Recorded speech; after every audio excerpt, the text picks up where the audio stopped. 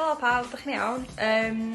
Dwi wedi penderfynu gwneud fideo bach sydyn i chi o syniad crefft dwi wedi bod yn meddwl am wneud ers chydig o ddyddiau. Dwi wedi trafod hyn efo un o grwpiau pobl ifanc dwi'n gweithio hefo ac o'n i wedi gaddo iddyn nhw fyswn i'n gwneud fideo ond o fi'n gwneud o.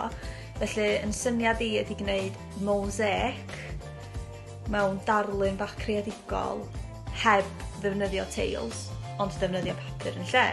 So, na roi go ni ag gweld sut mae'n mynd ag gewch chi weld sut ydych chi licio fo. So, be dwi'n cychwyn efo, dwi eisiau dechrau efo papur plaen, neu mae gen i fi cardyn plaen o'n i wedi defnyddio i printio, ond yn anffodus bod y printer heb di gweithio, so mae o'n papur scraps gyda i. So dwi'n defnyddio'r darn blanc a dwi'n defnyddio darnau gwahanol o bapur lliw.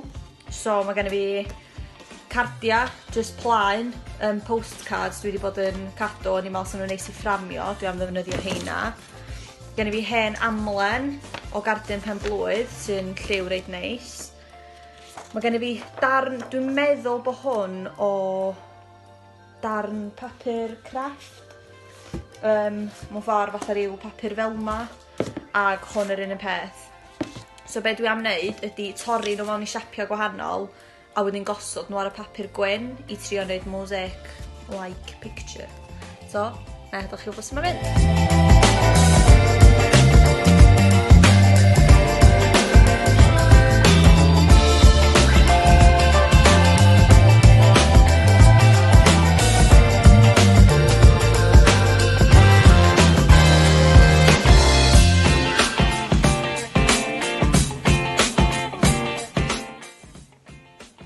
So, unwaith bod chi wedi gweld wan sut mae'n edrach, swn i roi un tip bach i chi.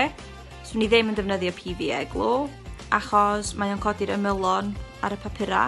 Felly fydd rhaid iddi fi fynd rownd rwan efo glud neu pritstick allan na iwsio wan yn lle. A roed lawr yr ymylion i gyd o'r edges. Bod y allan reit da, actually. Mae'n edrych chydig bach yn fler, ond dwi'n meddwl bod y reit quirky a dwi'n cael ei licio fo. Dwi wedi mynd am patrymau dwi'n licio. Fel o'n i'n gwneud o nas i feddwl, alla fysa gwneud pethau a torri pethau allan o magazines neu papur newydd, di edrych yn really cool. So os ydych chi'n rhoi go arni a gwneud rhywbeth tebyg, gyrwch nhw ymlaen i'ch gweithiwr ieuenctid chi, fel bod nhw'n cael gweld be da chi wedi bod yn gwneud hefyd. Cofiwch gadwch hynna'n y brysur ac aroswch yn y tŷ. Mae'n anodd cadwch hynna'n brysur yn y tŷ, dwi'n gwybod, ond drwy wneud pethau bach fel creffta, mae'n helpu iechyd meddwl a lles ni'n hynna'n ac yn cadw ni'n brysur yn un pryd, sydd yn bonus bach. So, cadwch yn saff a cadwch yn brysur.